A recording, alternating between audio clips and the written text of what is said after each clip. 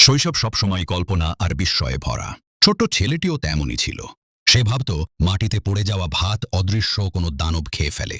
ঘরের সামনে যখন তিনটি ছায়া দেখত সে বিশ্বাস করত এগুলো ভূত। অথচ সত্যি হলো, তিন দিক থেকে জ্বলতে থাকা তিনটি বাতির আলো একসাথে তার গায়ে পড়ে তৈরি করেছিল সেই ছায়াগুলো। পরে যখন সে ঘরে একটাই বাতি জ্বালাত তখন কেবল একটি ছায়াই থাকত। ছেলেটি প্রায় অন্ধ এক বৃদ্ধ দাদুর বাড়িতে খেতে যেত। তার মনে প্রশ্ন জাগত, চোখে না দেখেও বৃদ্ধ কেন অন্য সবার মতো স্বাভাবিকভাবে জীবনযাপন করেন? উত্তর খুঁজে না পেয়ে সে ভাবত নিশ্চয়ই কোনো অদৃশ্য শক্তি তাকে সাহায্য করছে। গ্রামের এক কোণে পড়ে থাকা ভাঙা বুদ্ধমূর্তির মতোই মানুষের বিশ্বাসও ধীরে ধীরে বদলাচ্ছিল। বিজ্ঞান আর জ্ঞানের আলোয় পুরনো কুসংস্কারগুলো মিলিয়ে যাচ্ছিল। ভোরের প্রথম বাসে তরুণরা গ্রাম ছেড়ে শহরের পথে যেত, এ যেন সময়ের স্রোত, যা গ্রাম থেকে পুরনো কল্পনা আর অন্ধবিশ্বাসগুলোকে নিয়ে যাচ্ছিল দূরে। এক বছর পর গ্রামের শহরের ছাপ আরও স্পষ্ট হল।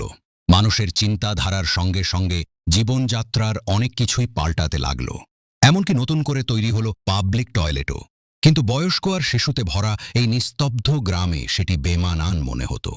ছোট্ট সুয়াই অবশেষে জানল কেন তার বন্ধু ওয়াংহাই বোকা হয়ে গিয়েছিল। আগে সে বিশ্বাস করত গ্রামের বয়স্কদের সব কথা, কিন্তু সময় প্রমাণ করল বিজ্ঞানই আসল আলো, কুসংস্কার নয়। ওয়াংহাই আসলে সেই সব গ্রামীণ শিশুদের প্রতীক যাদের খোঁজ নেওয়ার কেউ নেই, যারা একা একা বেড়ে ওঠে। সময়